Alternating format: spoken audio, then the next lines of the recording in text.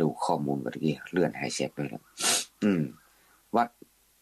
ที่ไหนอุบลราชธานีนั่นแหละวันที่10ถึง11นะวันที่5ถึงวันที่5ที่8นี่อยู่เชียงใหม่นะแล้วก็วันที่10ถึง13นะอันนี้เว้น2วันเพราะว่าต้องเดินทางต้องไปเตรียมสถานที่ต้องเดินทางอัญเชิญเนาะต้องมีวิธีการหลายอย่างนะวิธีการต้อนรับเสด็จการเสด็จของพระบรมสารีริกธาตุเนี่ยทำกันยิ่งใหญ่นะเพราะเขาเป็นลูกศิษย์พระพุทธเจ้าเนาะเป็นลูกเป็นพุทธบุตรนะเป็นลูกของพุทธเจ้าอย่างใดจะใดก็ต้องไปเฝ้าไปกราบสักเตือนึงนะถือว่าโอกาสนี้หาได้ยากหาได้ยากละต้องไปเนี่ยวันที่10ถึง13ไปที่อุบลราชธานีแล้วก็จะเสด็จไปที่วัดมหาธาตุวชิรมงคลจังหวัดกระบี่พวกที่จะไปที่กระบี่อันนี้แจ้งข่าวดีคือบรรดาผู้ฟังทั้งหลายที่จะได้ไป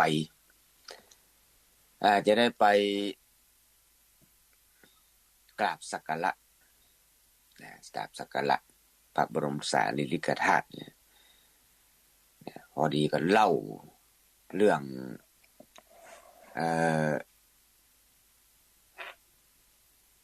พระบรมประวัติเนาะพระสารีบุตรกับพระโมคคัลลานะไปเนี่ยก็ประจวบเหมาะพอดีนะประจวบเหมาะพอดีจะเพิ่นจะเสด็จมาเตรียมเนื้อเตรียมตัวเด้อ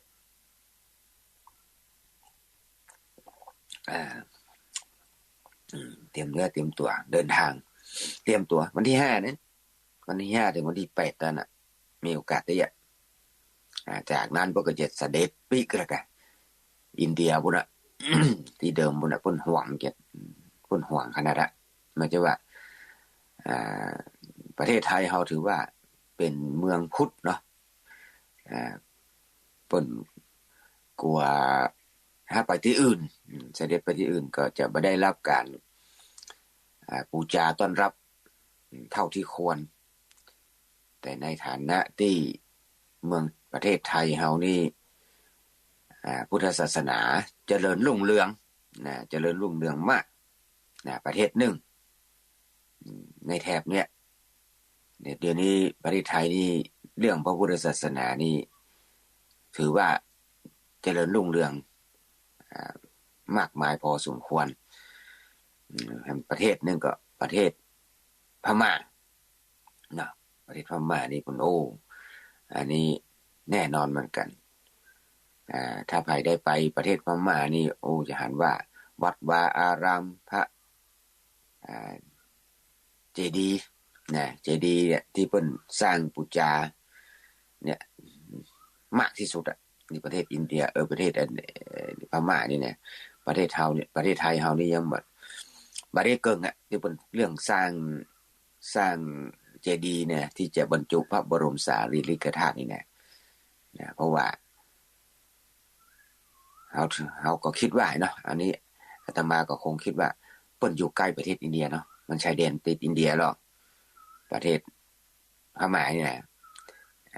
อาจจะได้บรมพระ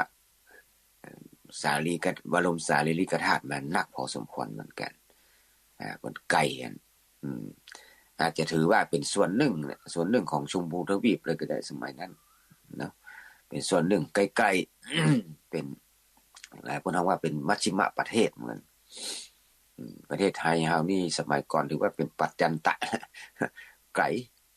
เพราะว่าจุดศูนย์กลางของชมพูทวีปนี่ก็ถือว่าสมัยนั้นนี่เพิ่นว่าประเทศอินเดียเนาะประเทศพม่านี่ก็มันอยู่ใกล้มันอยู่ใกล้หิมมันน่ะ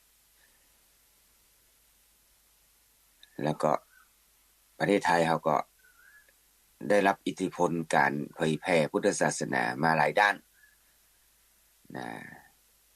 มาต่างประเทศ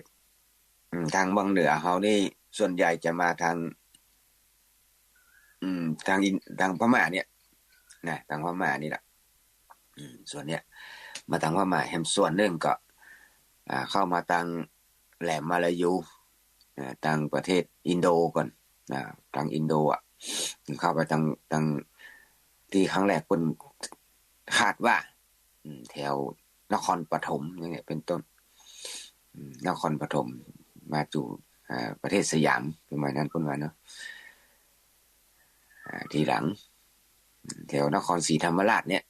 นั้นเดินทางมาจากโดยทางเรือว่าเนี่ยโดยทางเรือจะมาทางนั้นพระโสนพระอุตระอย่างประมาณเนี้ยเนาะแล้วทางเพก็ได้รับอิทธิพลมาจากพม่าก็มาผสมผสานกันเพราะว่าประเทศไทยเฮาสมัยก่อนนี่ก็บ่ใช่ว่ามีก็ประเทศไทยเนี่ยนะมันมีแคว้นต่างๆหลายประเทศด้วยกัน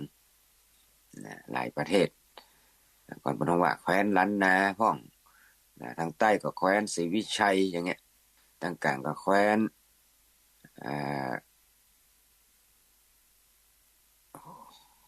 แคว้นอยุธยาลพบุรีมันนั่นนะทางกลางๆเพิ่นว่าไว้ทางเฮานี่เป็นล้านนาอย่างเงี้ยเป็นต้นมันก็เป็นประเทศนึงนะเป็นประเทศนึงหลายๆประเทศนะรวมกันประเทศไทยเป็นสยามนะเหลือแต่แต่ก่อนก็กว้างอยู่พอสมควรเป็นแต่ก่อนเพิ่นฮ้องว่าเป็นการสงครามแย่งดินแดนกันเนาะสงครามแย่งดินแดนกันแล้วไปมาก็เหลือแต่กับโอเครวมเป็นประเทศไทยประเทศสยามประเทศไทยเนี่ยอันนี้ก็อู้ถึงอดีตพ้องอู้ถึงการเสด็จ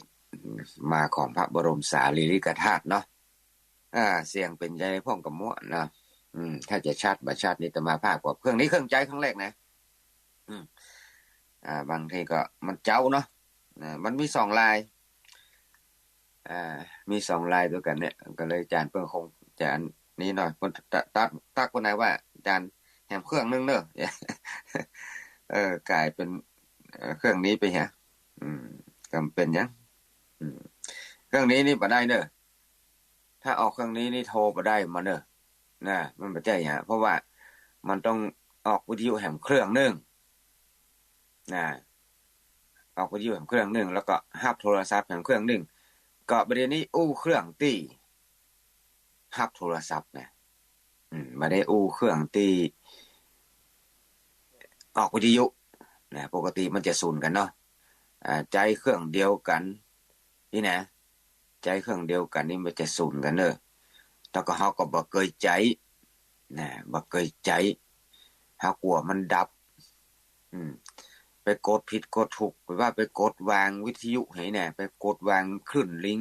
ก์ไปที่วิทยุฮะจบข่าวมันจบข่าวแล้วก็เนี่ยดักปิ้งแล้วก็มีเนี่ยจะโทรปิ๊กก็ปิ๊กบ่ได้ละเพราะว่าอาตมาภาพก็บ่ฮู้จะโทรไปหาอาจารย์พระครูอภิวัฒน์วิกรมจะได้นะเปิ้นจะเปิดเครื่องบ่คืออาตมาภาพน่ะลิงก์เข้าไปที่เครื่องส่งบ่นะที่คอมเครื่องส่งที่ในห้องส่งที่วัดปากทางเจริญนี่แหละน่าจะ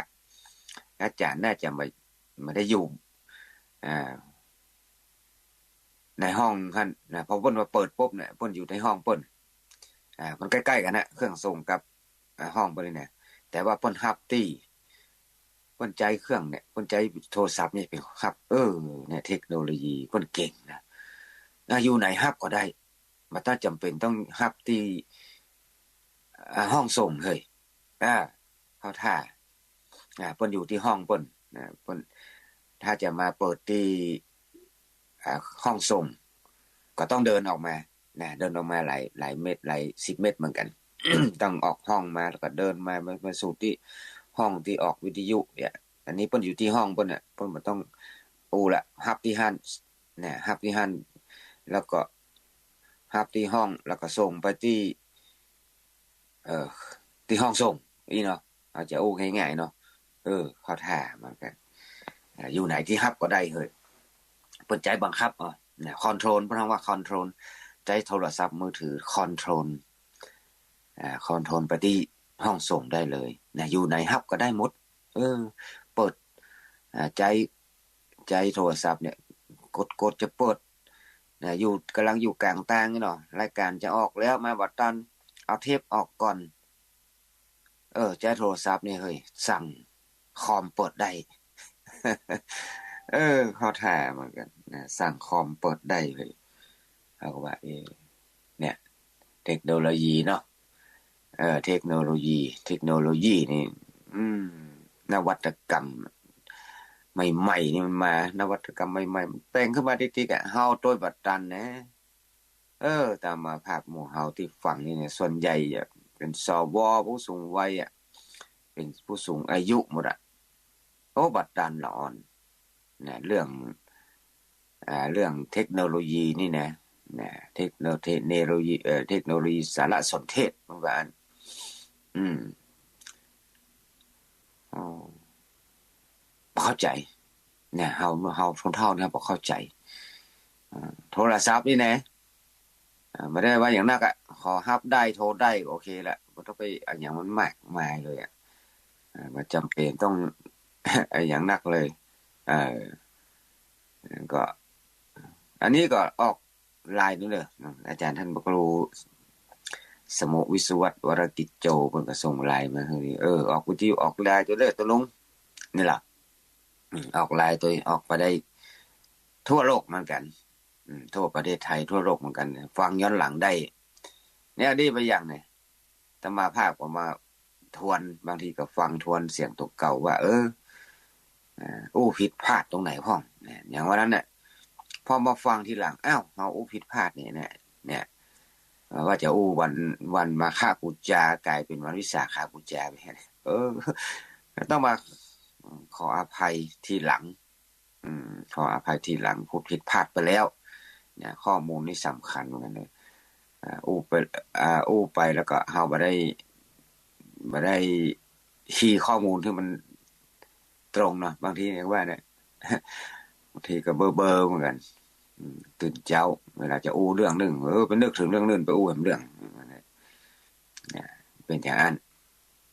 เนาะอันนี้เกินมาพอสมควรเกินชั่วโมงได้ถึงเรื่องพระบรมสารีริกธาตุที่จะเสด็จมาที่เชียงใหม่ไปไหว้สาได้ที่อุทยานหลวงราชพฤกษ์ที่แม่เหียเนี่ยเพิ่นจะประทับนี่ไว้เนาะ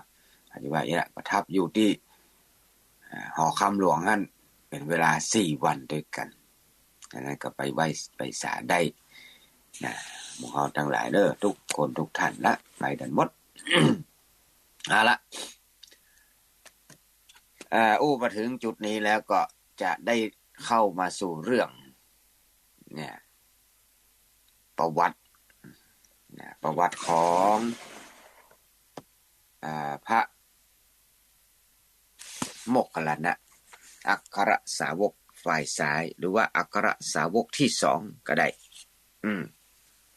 เป็นอัครสาวกที่2ก็ได้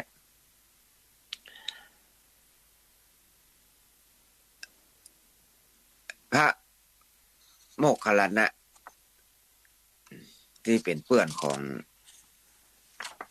แต่ก่อนจัดเดิมเพิ่นก็เป็นอย่างว่าศิริวัฒน์เนาะกระดุมพีแล้วก็เป็นเพื่อนกันกับ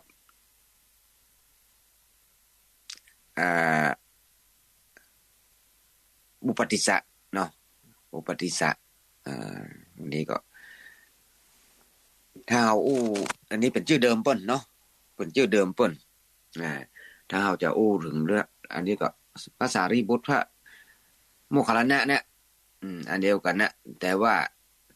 ตอนแรกๆนะเพิ่นมันบ่ได้ฮ้องว่าสารีบุตรกับโมคคัลลานะเพิ่นว่าอุปติสสะกับโตริตะชื่อเดิมตอนมาบวชแล้วเนี่ยพระพุทธเจ้า ของเฮาก็ฮ้องเปิ้นอันชื่อตั้งชื่อเปิ้นให้อันนะสารีบุตรก็บุตรของนางสาลีนั่นแหละโมคคัลลานะโมคคัลลีบุตรเพิ่นเฮานะโมคคัลลีบุตรก็คือบุตรของนางโมคคัลลีนั่นแหละอันเดียวกันเข้าใจอย่างนั้นนะแล้วเฮาอู้สับไปสับมาอันหยังเดี๋ยวก็อันกอลิตะก็เดี๋ยวอุปติสสะก็เดี๋ยวสารีบุตรก็เดี๋ยว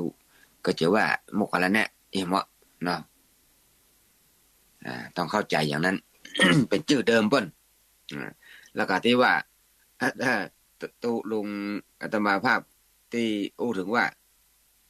เรื่องสิริวัฒน์อย่างเนี้ยก็คืออดีตชาติเพิ่นอันนั้นเป็นอดีตชาติเนาะอันนี้เป็นอดีตชาติเพิ่นตอนที่ก่อนที่จะมาเพิ่นมาบวชเนี่ยก็สารีบุตรกับพระโมคคัลลานั้นเนี่ยก็ได้ห้ำเรียนศิลปะวิชากูอย่างละจบเหมือนกันนะจบมากูอย่างละที่เพิ่นก็เคยเล่าเนาะอาตมาภาพเคยเล่าว่าคนทั้งสองก็เป็นเพื่อนกันรักใคร่ผูกพันกันเป็นเพื่อนกันอย่างแน่นแฟ้นเวลาคนท่านทั้งสองจะไปที่ต่างๆก็จะมีเสลียงมีวอเสลียงทองรถม้าอย่างเนี้ยแล้วก็บริวารคนละ500ตัวกันเนี่ยก็ติดตามตัวเนี่ยมานพทั้งสองไปที่ต่างๆต่อมาก็เพิ่นก็ไปดูที่ว่าเคยเล่าว่าไปตึงบริวารทั้งหลายเนี่ยไปเหี่ยวไปชมมโหรสพพอเปิ้นเล่นลิเกกันแกเล่นมีอย่างก็แสดงว่าเด้อก็เลยเกิดปัญญาพิจารณาก็มาหันความสาระในความสนุกสนานนะแล้วก็เลยคิดจะเสาะหาสาระแห่งชีวิตหาสาระธรรมแห่งชีวิตเนี่ยก็เลยตกลงกันว่าจะไปค้นหาโมกขธรรมสองสหายกับบริวารนี่ก็ไปนี่แหละไปเสาะหาครูบาอาจารย์ก็เลยตกลงกันไปบวชที่สำนักของสัญชัยปริภาชกเนี่ยก็ใช้เวลา 2-3 วันนะก็เรียนจบคำสอนนั่นน่ะจบเรียนลัทธิคำสอนเหล่านั้นน่ะพอเรียนจบแล้วก็ยังมาหันสาระหรือว่ามาหันโมกขธรรมด้วยสาระธรรมหรือว่าโมกขธรรมน่ะคือธรรมที่จะทำให้หลุดพ้นได้นะจะทำให้มันหลุดพ้นจากกิเลสทั้งหลายได้ว่าเด้อในสำนักสัญชัยปริภาชกนี่ก็บ่ได้ยังดูแล้วของคำสอนของอาจารย์นี่ก็มีที่ยากะก็เลยตั้งสองก็เลยจะไปเสาะตั้งนอกล่ะนะอันนี้หันว่าคำสอนคำสอนของอาจารย์นี่มีเตี้ยนะยังบ่ได้เตื้อยังมาหลุดพ้นเตื้อก็เลยต่างคนต่างไปล่ะ จะไปเสาะหาแล้วก็ทั้งสองคนก็สัญญากันว่าคนใดผู้ใดบรรลุอมตะธรรมก่อนนะก็ขอให้มาบอกแกแหมคนนึงเนอะนะใครจะปะก่อนก็ตามก็ขอให้ปิกมาบอกแหมคนนึงจากนั้นเมื่อทั้งสองได้ข่าวว่ามีสมณะหรือพราหมณ์ตีโลกยกย่องกันว่าเป็นบัณฑิตผู้รู้ก็จะไปหาละพอมีได้ยินข่าวว่ามีสมณะหรือว่ามีพราหมณ์ที่ไหนทั้งสองก็ไปที่เปิ้นโลกยกย่องนะก็จะไปเสาะแสวงหาล่ะเมื่อไปหาสำนักต่างๆที่เปิ้นยกย่องนั่นนะที่บัณฑิตทั้งหลายยกย่องนั้นแต่ก็ยังมาพบหนทางหลุดพ้นเตื้อ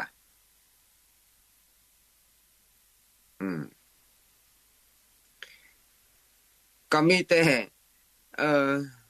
ตกเก้าแทนที่จะไปถามปัญหาอืมของคนเหล่านั้นก็กลายว่าเป็นการเป็นไปตอบปัญหาคือคนเหล่านั้นเนี่ยเออกลายเป็นการจะไปเสาะหาการจะไปเสาะหาก็เป็นว่าซ้ำไปอธิบายให้เพิ่นฟังซ้ำหูเหลือเปิ้นเนาะนั่นน่ะสำนักต่างๆนี่นะวันหนึ่งอุปติสสะหรือว่าพระสารีบุตรเนี่ยเดินทางไปก็ได้ไปพบไปหันกับพระอัจฉริเถระกำลังบิณฑบาตเนี่ยมีอิริยาบถงดงามนะหันแล้วก็ทำให้เลื่อมใสก็เลยติดตามไปถามความเป็นมาแล้วก็ถามธรรมะที่ศาสดาของท่านที่สอนพระอัจฉริก็แสดงธรรมโดยย่อนี่แหละเคยอู้ไปแล้วก็ให้อย่าลืมไปแล้วกันจบแล้วอุปติสสะก็บรรลุหันธรรมได้ดวงตาหันธรรมได้ดวงตาหันธรรมนี่หันไว้ได้ก็หันว่าโอ้สิ่งใดสิ่งหนึ่งเกิดขึ้นเป็นธรรมดาสิ่งทั้งหลายทั้งปวงนั้นย่อมมีความดับไปเป็นธรรมดาอันเนี้ยหันความเป็นจริงในดับแรกโอ้มีความเกิดขึ้นตั้งอยู่แล้วก็ดับไปรู้หันนะแค่หันนะได้ดวงตาแล้วบรรลุละนะคนได้ดวงตาเห็นธรรมนี่บรรลุละหันธรรมแล้วเหรอเริ่มหันละหันธรรมแล้ววันว่าดวงตาเห็นธรรมบางทีคนเฮาทั้งหลายนี่มันไม่ได้ดวงตาหันธรรมมันมืดเหมือนไฟเฮาดับเนี่ยประเด็นนี้เฮาไฟเฮาเปิดอยู่นี่ครับมันแจ้งมันหันเนี่ยหันทุกสิ่งทุกอย่างหันหมดนี่นี่โดยหันด้วยตาเนื้อเนี่ยแต่ว่าบรรลุธรรมนี่เพิ่นว่าเป็นตาในนะเข้าใจเป็นตาในไม่ใช่ตาเนื้อไม่ใช่ตานอกเป็นตาในเริ่มคลายจากความโลภความโกรธความนี่ละคลายแล้วหันแล้วเบาบางแล้วเบาบางถึงว่าหมดทั้งหมดนะถ้าหมดทั้งหมดนี่ต้องเป็นพระอรหันต์นะหมดสิ้นแล้วซึ่งอาสวะกิเลสนี่เป็นบรรลุพระอรหันต์บางอย่างยังมีอยู่แต่ว่าหันแล้วนะเหมือนพระเจ้าว่าเหมือนเปรียบเสมือนเปิดของที่คว่ำให้มันหงายขึ้นโอ้หันเราจะอู้ถึงมาเดียวนี่โอ้เหมือนเขาเปิดไฟเนี่ยเปิดไฟฟ้าเนี่ยมันหันเริ่มหันเวลาไม่ได้เปิดมันมืดทึบของเขาทั้งหลายนี่มืดทึบเนี่ยงมหาทางใดก็บ่เจอนะซ้ำๆไปเนี่ยงมซ้ำๆแล้วมาเอาละถึงวันนี้นะเนาะอันนี้เนาะเอาไว้กันนี่แหละ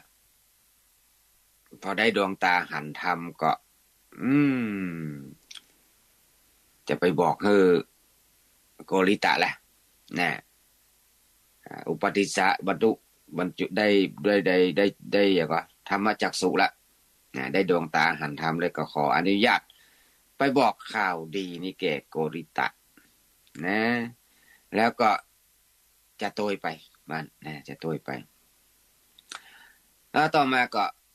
สารีบุตรนี่ก็หรือว่าอุปติสสะก็ไปหาโกริตะหรือว่าโมคคัลลานะเนี่ยก็ถามว่าโอ้พระโมคคัลลานะหันเนาะได้ดวงตาหันธรรมหน้าตาผ่องใสก็ได้ถามว่าท่านผู้มีอายุนี่เหรอท่านอาวุโสเป็นจะเอิ้นกันเนาะสมัยนั้นพุทธกาล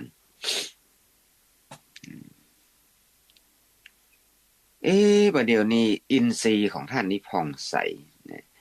อินทรีย์คือรูปร่างกายเฮานั่นแหละอินทรีย์ต่างหลายรวมแล้วเนี่ยอิ นทรีย์ของท่านผ่องใสเนื้อตัวผ่องใสเนี่ยผิวพรรณก็บริสุทธิ์พุทธผ่องท่านได้บรรลุอมตะธรรมแล้วก็เนี่ยถามมาแล้วท่านก็มั่งสารีบุตรก็ถามว่าโอ้ถูกแล้วนะ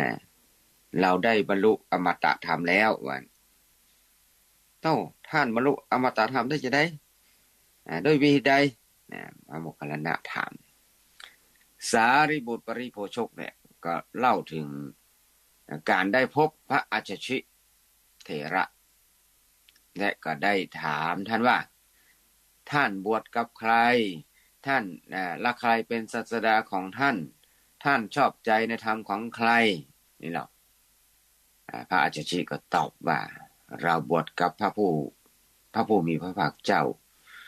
พระองค์เป็นศาสดาของเราและเราชอบใจในธรรมของพระผู้มีพระภาคเจ้านั้น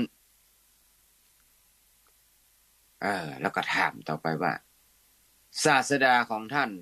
สอนอย่างไรแนะนำอย่างไรนะก็พระเจ้าที่ก็ตอบนั้นแก่เฮาโดยย่อว่าฮู้นะก็อู้ถึงก็ทำเหล่าใดเกิดจากเหตุพระตถาคตเจ้าทรงแสดงแห่งเหตุของการเกิดและความดับแห่งธรรมเหล่านั้นพระมหาสมณะทรงสั่งสอนอย่างนี้อันนี้ธรรมทั้งหลายธรรมนี่มันเพิ่งอย่างนี้นะธรรมเหล่าใดเนี่ยคำว่าธรรมเนี่ยคือหนึ่งสังคตธรรมนะสังคตธรรมแล้วก็อสังคตธรรมเนี่ยธรรมทั้งหลายที่มันสิ่งทั้งหลายทั้งปวงเนี่ยที่มันมีจิตคลองก็มันมีใจคลองทั้งหลายก็ดีที่มีจิตมีใจคลองก็คือมนุษย์เฮาสรรพสัตว์ทั้งหลายที่มีจิตมีใจที่มันมีจิตปรุงแต่งนะแล้วก็อสังคตธรรมคือที่มีจิตปรุงแต่งก็คือพวกวัตถุอย่างต่างๆที่มีจิตมีใจนะมีใจคลองพวกนี้อันเนี้ยเป็นว่าทางสิ่งเหล่านี้ทำเหล่านี้ เกิดจากเหตุหรือว่าถ้าเป็นภาษาบาลีก็ที่ว่าเยธัมมาเหตุปภวาเตสังเหตุงตถาคาโตหะเตสัญจะโยนิโรโทจะเอวังวัตีมหาสมโนนี่ละอันนี้เป็นคำของพระอาจารย์ชินะเป็นอวัตเป็นกรรมอย่างนั้นพูดไว้เทระคาถาเนาะพุทธเจ้ามีปกติเพิ่นสอนอย่างเนี้ยแค่เนี้ยโมคคัลลานะก็ได้ฟังธรรมนี้แล้วก็ได้เกิดดวงตาเห็นธรรมเหมือนกันดวงตาเห็นธรรมหรือว่าธรรมจักษุเนี่ยปราศจากมลทินว่าโอ้อันเนี้ยสิ่งใดสิ่งหนึ่งเกิดขึ้นเป็นธรรมดาสิ่งทั้งปวงนั้นมีความดับไปเป็นธรรมดานะนี่ทันด้วยตาในที่ว่ากี้ปัจจัยตาเนื้อที่เราหันทั่วไปนี่มันหันด้วยตาเนื้อหันมีความรู้ด้วยสัญญาเคยอ่านเคยฟังเคยจำได้ไหมรู้ว่าเป็นอย่างอี้เขาก็หันไปเนี่ยเขาก็หันได้เหมือนกันเหรอเนี่ยหันเนี่ยแต่เขายังไม่ได้บรรลุดวงตาหันธรรม ก็หันด้วยตาเนื้อไงเนาะเขาไม่ได้หันด้วยตาใน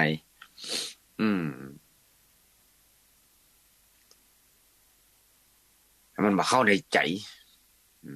มันได้เข้าในจิตในใจมันเป็นแค่รู้ด้วยสัญญาจำได้ไหมรู้แค่นั้นเองกันเลยเนี่ยโอ้ปากกันแล้วเนี่ยมีความหันว่าโอ้ธรรมนี่แหละถ้ามีก็เพียงเท่าเนี้ยโอ้ท่านทั้งหลายพึงบรรลุถึงบทและอันหาความสุขบ่ได้ บทอาหาความโศกหาความโศกบ่ได้นี่เนี่ยที่หมู่เฮาทั้งหลายยังว่าเฮาโอ้มาหารมาล่วงเลยมาหลายหมื่นกับละน่หลายหมื่นกับแล้วเฮาว่าตามืดบอดมาบ่ใช่ว่าเพิ่งบอดบ่เดียวนี่นะบ่ใช่บอดชาตินี้นะเฮาบอดมาหลายๆหมื่นๆกับละเป็นหมื่นๆกับเฮามืดบอดมาแล้วเราจะมืดบอดกันต่อไปหรือไม่อันนี้ก็เป็นเรื่องเนาะถ้าเฮาหันได้ดวงตาหันธรรมแล้วบ่โอ้มาเกิน7ชาติมันว่ามาเกิน7ชาติกลายเกิดเป็นเทวดาแล้วนะเทวดามนุษย์เนี่ยถ้าเป็นธรรมะบรรลุชั้นสูงขึ้นไปก็2ชาติ3ชาติพ้องถ้าได้เป็นอรหันต์นี่หมดจบสิ้นละชาตินี้บ่มีอันหยังที่จะเป็นเชื้อที่จะเป็นจะไปเกิดละถือว่าพ้นจากวัฏสงสารไปอันนี้เป็นเพื่อเป็นความรู้นะอันนี้ต้องอ่านตามตำรา ก็เลยเอาล่ะคำนี้พระโมคคัลลานะก็ชักชวนสารีบุตรแหละนะชวนกันไปนะก็เลยว่าไปบอกบริวารล่ะเนาะเฮาไปเฝ้าพระพุทธเจ้ากันเนาะชวนกันไปเราจะไปเฝ้าพระพุทธเจ้านะพระพุทธเจ้าเป็นพระผู้มีพระภาคเจ้านั้นเป็นศาสดาของเรานะยกพระพุทธเจ้าเป็นศาสดาแล้วคราวนี้ก็พระสารีบุตรก็เลยว่าท่านหมู่ปริพาชกของเฮาเนี่ย250คนว่านะเขาก็อยู่กับเฮาจะได้มันก็หารแก่เฮาเนาะถ้าจะอยู่สำนักสัญชัยปริพาชกนี่อยู่เนี่ยเราก็ถ้าเฮาจะไปด้วยเนาะก็ไปบอกหมู่เขาก่อนเด้อนะเพราะเขาติดตามลำตัวเพิ่นมาตั้งแต่เป็นบริวารเป็นตั้งแต่เป็นหนุ่มเป็นน้อยกันมาเด้อตัวก็เวลาไปอยู่สัญชัยปริพาชกก็ตัวไปบวชมีเปื้อน500ไปบวช250นะเกินนึงคนละ250แล้วก็จะไปแจ้งลูกน้องตกเก่าก็เลยไปหาบริพวกชาวนั้นก็แจ้งว่านะตอนนี้นะเราจะไปอยู่สำนักพระผู้มีพระภาคเจ้าเพราะองค์เป็นพระศาสดาของเราละปริพาชกบริวารทั้งหลายก็ว่าก็ถึงวันนี้หมู่เฮาทั้งหลายก็อยู่กับท่านนะหันกับท่านอยู่เพราะที่มาอยู่สำนักเนี่ยกับพ่อท่านนั่นแหละนะถ้าท่านจะไปประพฤติพรหมจรรย์ของพระมหาสมณะเฮาทั้งโมที่ก็จะประพฤติพรหมจรรย์ในพระมหาสมณะนั่นตัวก็ว่านะก็เลยตัวไปสารีบุตรและโมคคัลลานะก็พากันเข้าไปในสำนักของสัญชัยปริพาชกแล้วก็ลาบอกลาแล้วจะไปสำนักพระผู้มีพระภาคเจ้าแล้วเนอะสัญชัยกับสัญชัยหรือว่าสนชัยก็ได้เนาะบางทีบางตำราก็ว่าสนชัยหรือว่าบางตำราก็ว่าสัญชัยอันเดียวกันสนชัยปริพาชกก็ห้ามเหมือนกันจะไปเลยนะจะไปป้าเด้ออยู่ด้วยกันขอให้อยู่กับเฮาอยู่กับอาจารย์บ่จะไปเลยช่วยบริหารหมู่คณะนี้เถอะนะอันนี้ที่เคยเล่าตอนที่ภาษาลิบุตรที่เราเคยเล่ามาเนาะอันนี้เหมือนกันอันนี้กันอย่างกันก็ทั้งสองก็ยังยืนยันความตั้งใจกับปาโมปริพาชก250คนนั่นน่ะ250คนเดินทางไปสู่เวรุวันนะเวรุวันวิหารทางมือสัญชัยปริพาชกนี่กากเลือดนะที่ว่ามีโลหิตอุ่นร้อนออกจากปากเราเสียใจนะลูกศิษย์ เป็นลูกศิษย์ถือว่าเป็นลูกศิษย์เอกเหมือนกันของปริพาชกนะสัญชัยปริพาชกปาลูกศิษย์ไปเวอไปเป็นกลุ่มนะตอนที่เดินทางตอนที่เดินทางไปเฝ้าพระพุทธเจ้าพระพุทธเจ้าทรงทอดพระเนตรหันคนทั้งสองมาแต่ไกลเลยว่าโอ้ก็เลยตรัสกับภิกษุทั้งหลายนะว่าโอ้ภิกษุทั้งหลายสหายสองคนนั้นคือโกริตะและอุปติสสะนะกำลังมานะพวกเขาจักเป็นคู่สาวกของเรานะเป็นคู่สาวกอันเจริญจันเยี่ยมว่าเนี่ยเป็นอัครสาวกนั่นแหละนะเป็นสาวกอันจันเยี่ยมของเขาละประมาณนั้นนะอันนี้โกริตะและอุปติสสะทั้งสองคนพร้อมด้วยบริวาร250 คนเข้าไปกราบเข้าไปซบศีรษะลงที่พระบาทแทบพระบาทที่เท้าของพระผู้มีพระภาคเจ้าแล้วก็กราบทูลขออุปสมบทว่าขอพระข้าพระพุทธเจ้าได้บรรพชาข้าพเจ้าพึงได้บรรพชาพึงได้อุปสมบทในสำนักพระผู้มีพระผู้มีพระภาคเจ้าเถิดพระพุทธเจ้าข้าพระพุทธเจ้าก็ตรัสพวกเธอจงเป็นภิกษุมาเถิดธรรมอันเรากล่าวดีแล้วพวกเธอจงประพฤติธรรมพวกเธอจงประพฤติพรหมจรรย์เพื่อทำที่สุดแห่งทุกข์โดยชอบเถิดอันนี้เป็นเอหิภิกขุปสัมปทาพระพุทธเจ้าบวชทรงบวชหมดเรียกว่าเอหิภิกขุอุปสัมปทาพอสิ้นจบพระวจาอย่างนี้ก็สำเร็จได้บวชได้อุปสมบทอุปสมบทแล้วเมื่อบวชแล้วหลังอุปสมบทได้7 วันพระมหาโมคคัลลานะก็ได้บรรลุเป็นพระอรหันต์เปิ้นเล่าว่านับจากวันที่บวชแล้วพอวันที่8นี่พระโมคคัลลานะเข้าไปอาศัยอยู่เมืองกันวละกันละวะละประมาณนั้นกันละวะละแขวนมคธนะใกล้ๆก็นั่งบำเพ็ญสมถธรรมอยู่นั่งภาวนาอยู่โอ้ก็เลยถูกทินมิทะเข้ามารวบมารบกวนทินนิทะคือขลับง่วงนิทะง่วงเหานอนมิทะเบื่อหน่ายเกิดความเบื่อหน่ายเอาไก่อย่างขลับนะนั่งสับประงกอยู่นั่งสับประงกอยู่ก็พระพุทธเจ้าทรงทราบด้วยญาณวิถีเนี่ยก็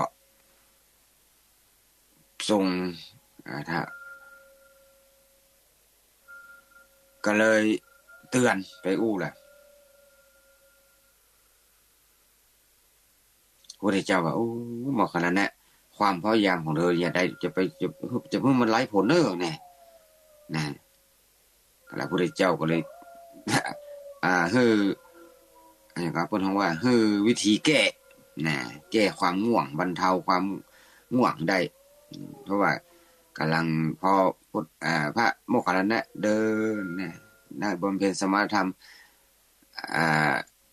ขลับกำลังเดินจงกรมเสร็จแล้วก็เดินจงกรมเดินไปเดินมาเดินไปว่าขลับไปนั่งอยู่ใต้ที่สถานที่เดินจงกรมนั่นแหละไปนั่งเหงางกนะ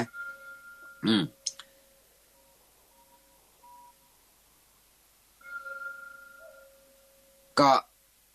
ท่านก็ได้บรรลุอ่าถึงสกทาคามีมรรคแล้วก็อนาคามีมรรคแล้วก็ทำวิปัสสนาเนี่ยตอนสุดท้ายก็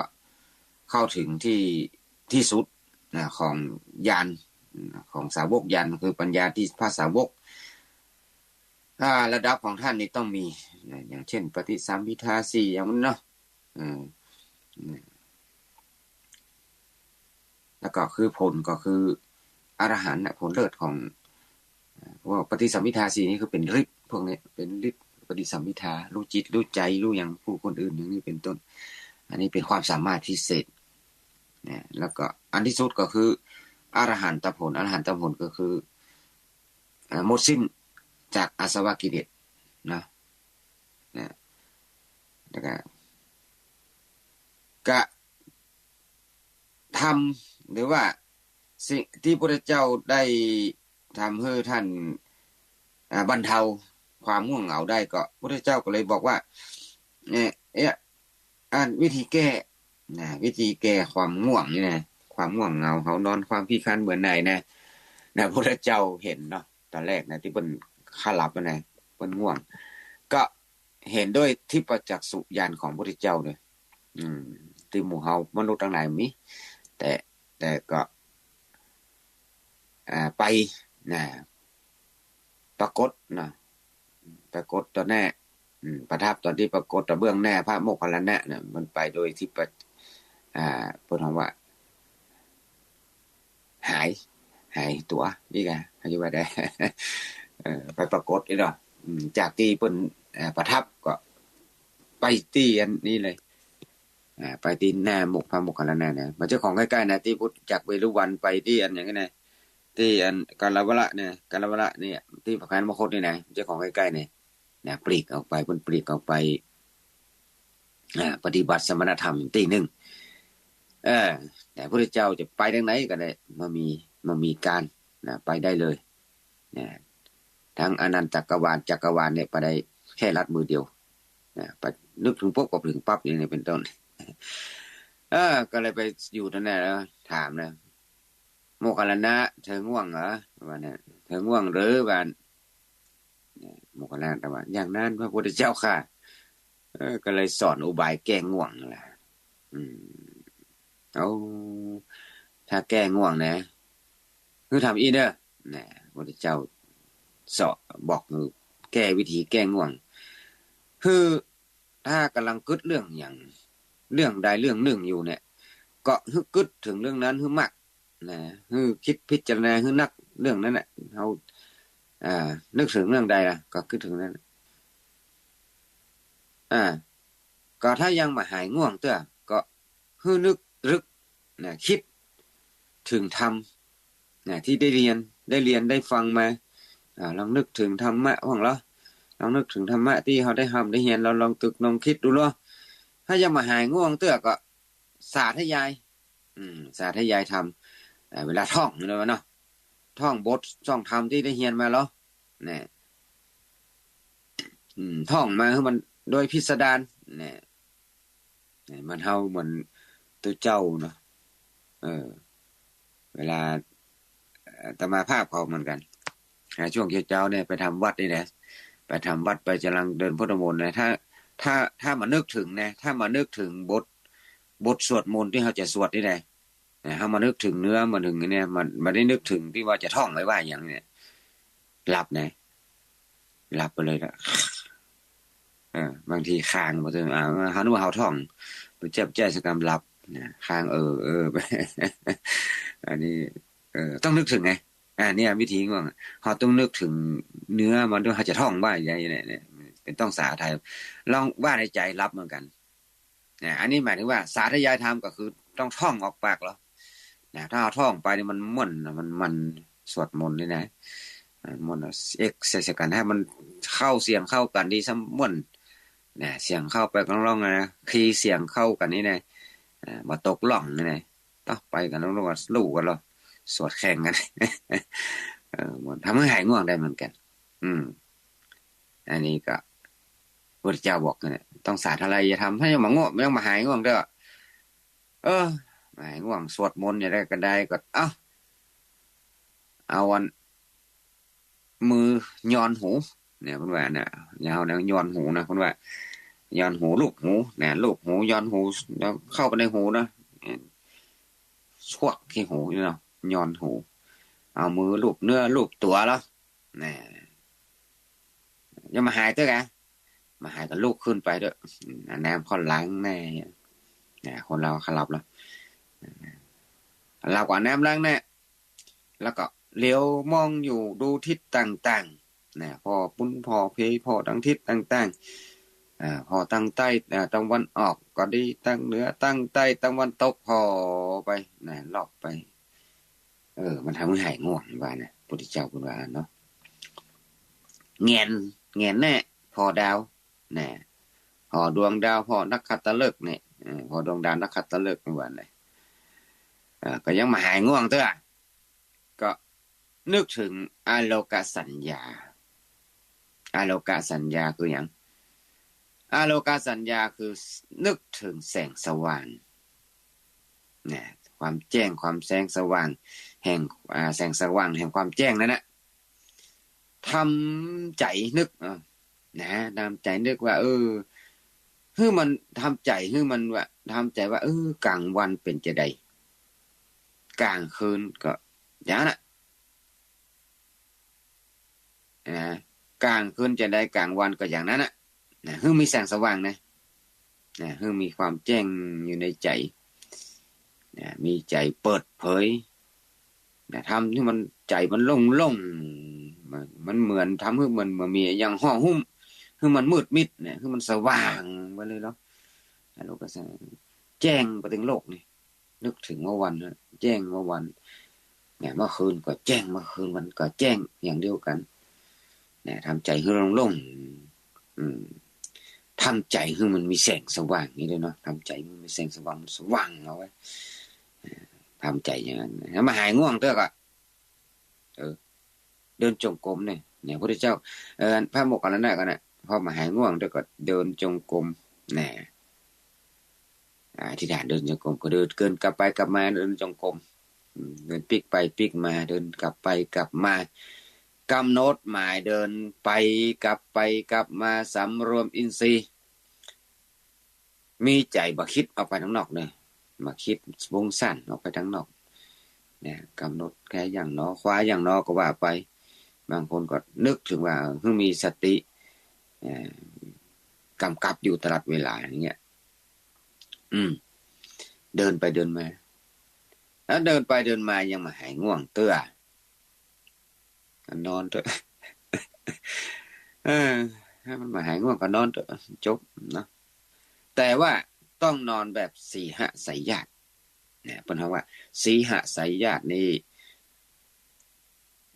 นอนแบบราชสีห์เป็นว่านะ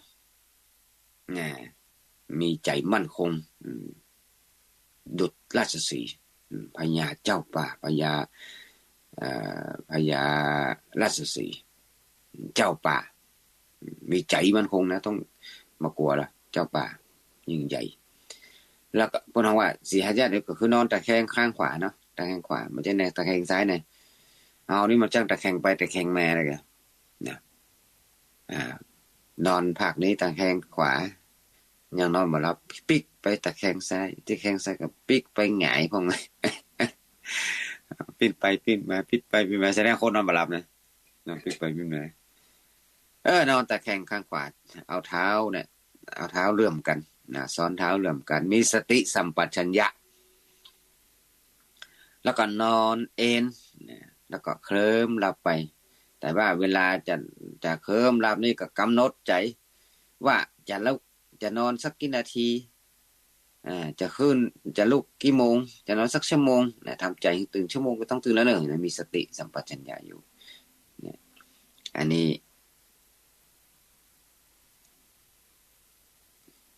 ก็วิธีแก้ง่วงแล้วก็พระโมคคัลลานะกระทำสมณธรรมอยู่ในป่าเนี่ย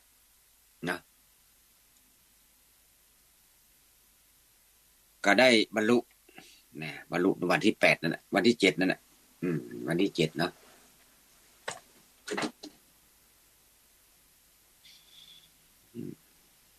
เมื่อบรรลุธรรมแล้วก็ก็เลยสอนวิธีเข้าไปอยู่ในบ้านแล้วก็ตรัสสอนต่อนะเรื่องหายง่วงเรียบร้อยเนาะพวกก่อนเลยว่าโมคคัลลานะเพราะเหตุนั้นน่ะเธอพึงศึกษาเธอพึงศึกษาอย่างนี้ว่าเราจะไม่ชูงวงเข้าไปสู่ตระกูลถ้าเข้าไปถ้าภิกษุเพราะว่าภิกษุผู้ชูงวงเข้าไปสู่ตระกูลหากว่าตระกูลมีกรณียกิจอยู่หลายอย่างก็จะเป็นเหตุให้หมู่เขาทั้งหลายนั้นน่ะว่าใส่ใจภิกษุอันนี้อาตมาภาพก็จะอธิบายว่าอย่างนี้คือชูงวงคือมาฮื้อมีมานะมาฮื้อมีมานะถือตัวถือตนว่าเป็นคนสำคัญคนเฮามันปกติเป็นอย่างนั้นเลยนะคิดว่าตัวเก่าสำคัญตัวเก่าใหญ่ตัวเก่าเป็นครูบาอาจารย์ตัวเก่าเป็นมีสมณศักดิ์อยู่เนาะอุศนมีได้ครับคิดว่าได้ยิ่งใหญ่โอ้ยิ่งยศยศใหญ่โตมโหฬารเนี่ยถ้าภิกษุทำตัวชูงวงอย่างนี้เวลาจะไปที่ไหนเนี่ยถ้าเกิดว่าเปิ้นมัวยากการอยู่เพราะว่าพอเข้าไปในตระกูลคือว่าในเข้าไปในหมู่บ้านเนี่ยถ้าเกิดว่าข้าเป็นผู้รักผู้ใหญ่ข้าเป็นตู้เจ้าดีตู้เจ้าดังตู้เจ้านี่ข้ามาถึงทำไมมาต้อนรับอย่างนี้มันต้นอย่างนี้ถ้าทำตัวชูงวงอย่างนี้มันจะทำให้เกิดอย่างนี้เกิดฟุ้งซ่านมาสำรวมจิตนะเกิดจิตจากจะทำให้เกิดความหันว่ามูลที่เขายังมาต้อนรับเฮานะทำให้เกิดดูอิดละใจว่าเนาะน้อยใจพ่องอย่างนี้พุ่นต้นก็เลยพระพุทธเจ้าก็เลยบอกนะพระโมคคัลลานะท่านโมคคัลลานะท่านเวลาท่านต้องศึกษาอย่างนี้ว่าท่านจะเล่ามาชูงวงนี่เนาะเวลาเข้าไปสู่บ้านเนี่ยบางทีเวลาเข้าไปเนี่ยเปิ้นกำลังแยกการเนาะการเปิ้นนักอยู่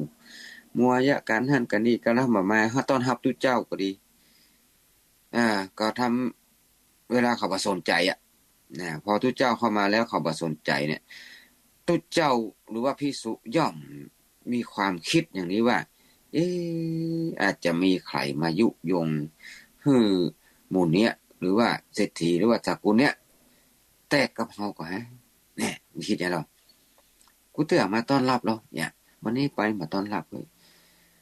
หมู่เขาดูอิดหนาละอาใจเนี่ยพอเขาบ่สนใจเฮ้ยเนี่ยมีเมื่อเฮาเวลาเฮาบิณฑบาตเฮาก็บ่ได้หยังบ่ล่างเป็นหยังกะยังเหมาะเนาะบิณฑบาตบ่ได้ก็ว่ามีเรื่องหยังก็ภิกษุนั้นก็ย่อมมันเก้อเขินเพิ่นว่าน่ะก็เลยคิดฟุ้งซ่านไปเลยคิดไปเลยพวกนี้เขาอย่างใดเนี่ยมาทำนี้บ่ทำให้เกิดบ่สำรวมจิตล่ะบ่สำรวมจิตก็ทำให้จิตยิ่งห่างออกไปยิ่งห่างจากสมาธิพระพุทธเจ้าตรัสอย่างนั้นตรัสจากทำให้ทุกเจ้าเนี่ยมันมีสมาธิมัวไปคิดมากพอคิดอย่างนี้แล้วเนี่ยก็ตรัสว่าโมคคัลลานะเพราะเหตุนั้นแลพึงศึกษาอย่างนี้ว่าเราจะมาพูดถ้อยคำที่เป็นเหตุให้เกิดความทุ่มเถียงกันการเถียงกันมาเมื่อต้องพูดหรือต้องถกเถียงกันเนี่ยก็การพูดมากย่อมคิดฟุ้งซ่านย่อมมาสำรวมเมื่อมาสำรวมจิตก็ย่อมห่างออกจากสมาธิคุณว่าอีกอย่างนี้เปิ้นบ่ฮืออุนัก เปิ้นให้ระวังคำพูดพระพุทธเจ้าสอนพระโมคคัลลานะให้ระวังคำพูดเพราะคำพูดมีผลต่อความสงบแห่งจิตเราจะไม่พูดถ้อยคำที่จะเป็นเหตุให้มันเกิดความทุ่มเถียงกันมาโอ้แล้วก็สอน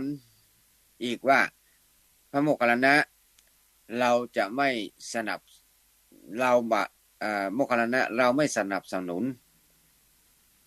ให้เกิดความคลุกคลีแต่เราก็ไม่ได้ตำหนิความคลุกคลี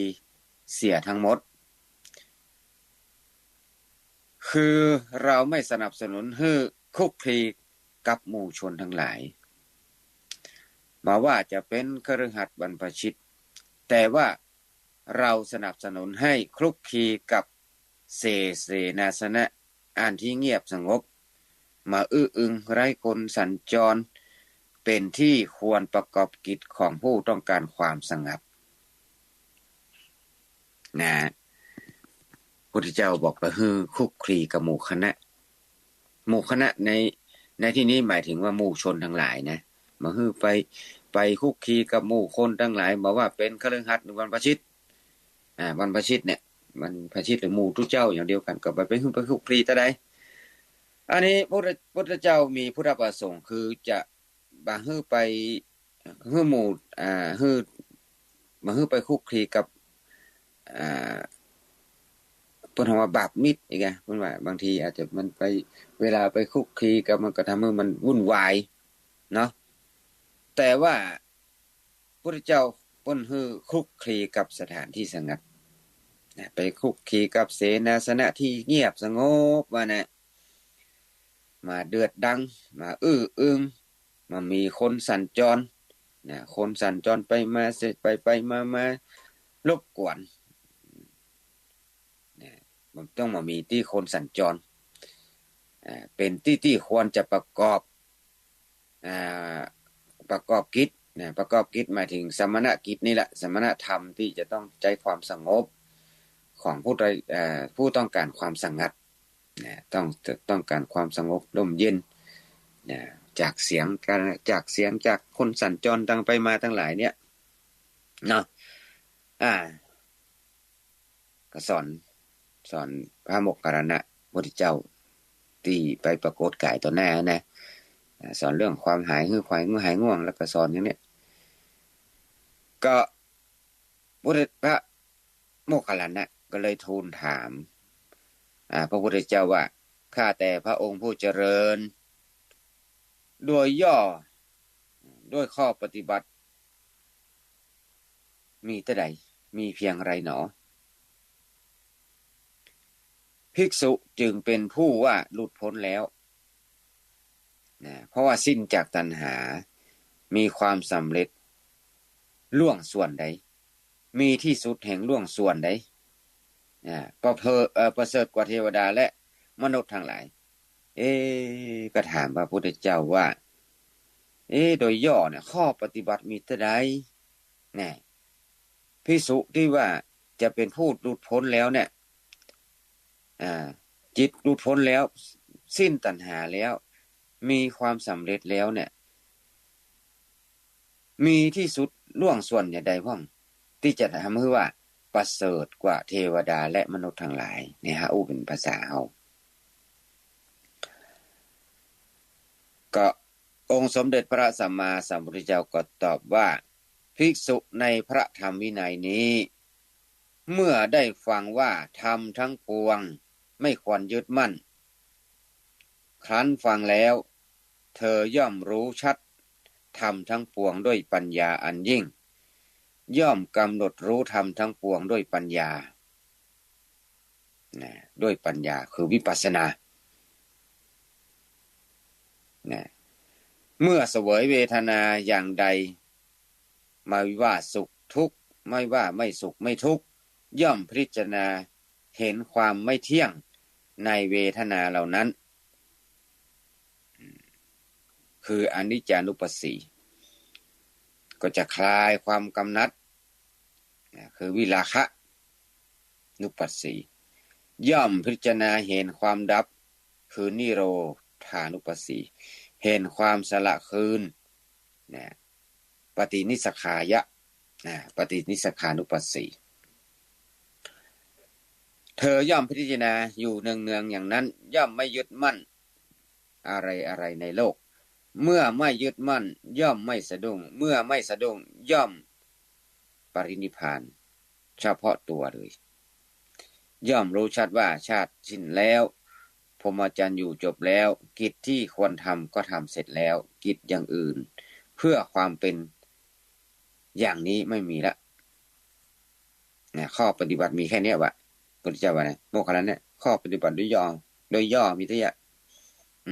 คืออย่างก็เห็นธรรมวินัยนี้ทำทั้งปวงทำทั้งปวงทำกันมาถึงอย่างก็ที่ว่าตะกี้แหละธรรมที่เป็นสังกัตตธรรมก็ตามอสังกัตตธรรมก็ได้ธรรมที่มีใจคลองหรือว่าใจบ่คลองธรรมที่มีจิตคลองมีจิตคลองเนี่ยทุกสิ่งทุกอย่างเนี่ยนะวันเนาะต้องหันด้วยปัญญาอันยิ่งบ่ควรยึดมั่นถือมั่นเป็นไว้นะพระพุทธเจ้ามายึดมั่นถือมั่นนะในธรรมในกายเนี่ยธรรมหมายถึงนี่ธรรมหรือว่าธรรมมาตัวนี้หมายถึงว่ากายและจิตเนี่ยรวมแล้วรูปธรรมนามธรรมเนาะทั้งที่เป็นรูปธรรมและนามธรรมเพราะกูจะไปรูปในร่างกายเขาเนี่ยมีทั้งรูปธรรมและนามธรรมนะรูปก็คือสิ่งที่เห็นจับต้องได้มันเนี่ยนามธรรมคือความคิดก็ได้จิตก็ได้นะอันเนี้ยต้องมายึดมั่นถือมั่นนะหรือว่าข้อหนึ่งเมื่อเสวยเวทนามาว่าจะเป็นสุขจะเป็นทุกข์หรือบ่สุขบ่ทุกข์สุขก็คือสุขเวทนาทุกข์ก็ทุกขเวทนาบ่สุขบ่ทุกข์ก็คืออุเบกขาเวทนาก็พิจารณาก็ย่อมพิจารณาเห็นความไม่เที่ยงในเวทนาเหล่านี้หานความไม่เที่ยงก็เป็นอนิจจาโอ้มันบัดเที่ยงแล้วหัวมันบัดเที่ยงก็คลายจากความกำหนัดคลายความนัดคือความรักความชอบความโกรธความกำหนัดเนี่ยวิราคะคลายกำหนัดวิราคะคือความใคร่ความชอบความเกิดราคะคลายจากราคะคลายจากความกำหนัดก็พิจารณาถึงความดับของมันพิจารณาความดับนิโรธดับมันเหี้ยดับเวทนาเนี่ยเวทนาบอกเป็นสุขปทุกข์ก็ตามเนี่ยแล้วก็ฮือละสละคืนเป็นไงปฏินิสขายะปฏินิสขานุปัสสีเนี่ยพระพุทธเจ้าว่าแต่อย่าไม่ใช่อย่างนั้นเมื่อพิจารณาอย่างนี้พระพุทธเจ้ากล่าวว่าก็มายึดมั่นถือมั่นอย่างนี้พอเขาพิจารณาอย่างนี้แหละหันมันความมันบัดเตี้ยงหันด้วยปัญญาอันยิ่งแล้วว่าอายังก็ตามที่เป็นธรรมรูปธรรมนามธรรมเวทนาทั้งหลายก็ดีเนี่ยก็มายึดมั่นเมื่อมายึดมั่นก็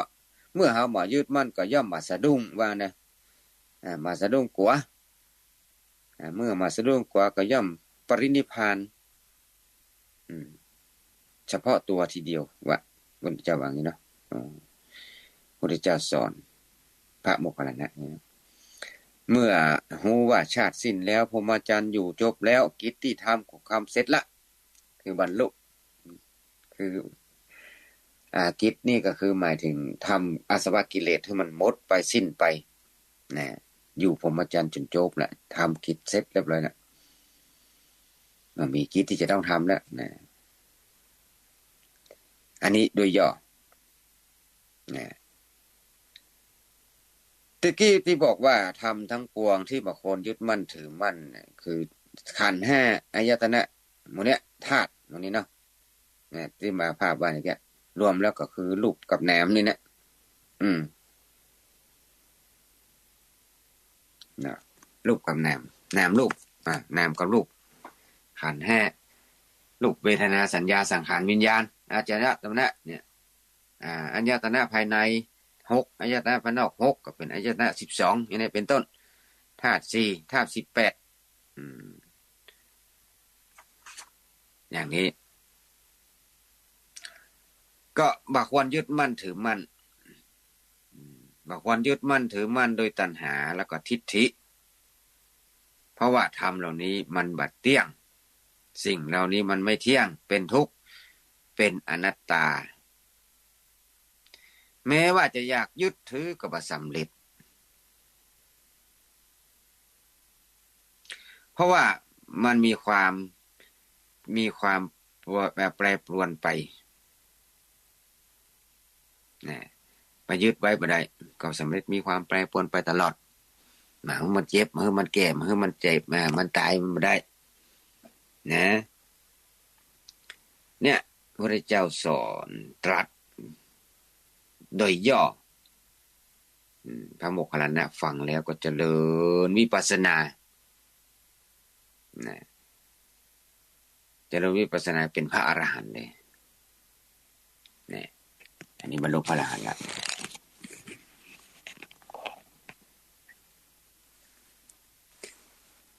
ก็อันเนี้ยหลังที่พระอรหันต์พระโมคคัลลานะสำเร็จเป็นพระอรหันต์แล้วท่านก็ได้บำเพ็ญสมณกิจในการเผยแผ่ธรรมและการช่วยเหลือดูแลหมู่สงฆ์ทั้งหลายโดยเฉพาะการใช้อิทธิฤทธิปฏิหารประกอบเพิ่นมีฤทธิ์เยอะนะใช้อิทธิปฏิหารประกอบการสอนคือบุคคลต่างๆหลายเตื้อหลายวาระ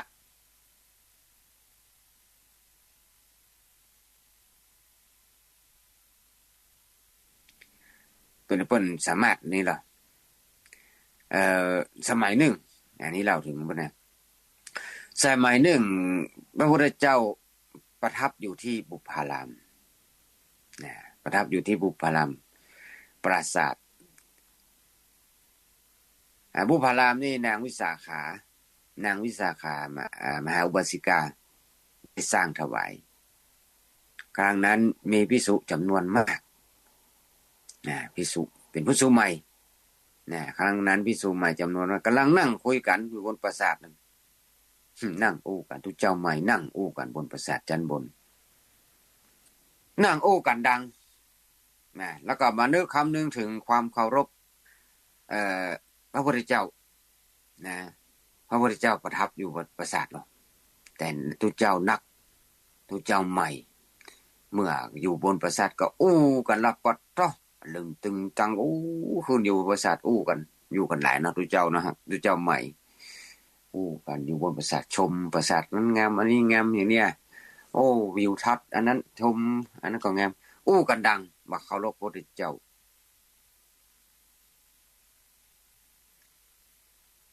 หมู่นั้นท่านคุยกันอู้กันนี่มีแต่เรื่องไร้สาระมาประกอบด้วยประโยชน์อู้เล่นกันไปเนี่ยใครหัวก็คักๆเนาะ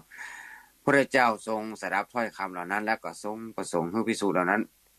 ได้หูเนาะได้เข้าใจได้มันเกิดความสลดใจหูคิงว่าเนาะหูคิงของเราพระเจ้าประสงค์และมีจิตใจที่จะพร้อมฟังธรรมเทศนาแล้วบ่ที่ใดเนี่ยทุกเจ้านี่นะก็เลยว่าโมคคัลลานะตรัสกับพระโมคคัลลานะเธอฟังดูแล้วเธอจงฟังสิพวกภิกษุใหม่คุยกันแต่ติรฉานคาถาดิรฉานคาถาดิรฉานคาถาดิรฉานคาถาคือมันกันคาถากำที่มันต่ำมาแล้วเนาะเนี่ยดิรฉานนี่แปลว่าต่ำดิรฉานคาถา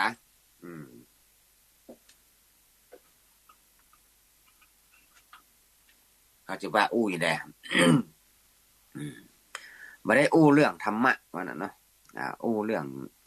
คารวะดิรฉานคาถา ก็พระเถระทรงทราบพุทธประสงค์จะให้ไปสอนทุกเจ้านี่ก็มั้งการนี้ก็เข้าฌานนั่นแหละเข้าฌานเขาเรียกว่ามีอาโปกสินอาโปกสินคือเข้าฌานกสินน้ำทำกสินน้ำเป็นอารมณ์นะ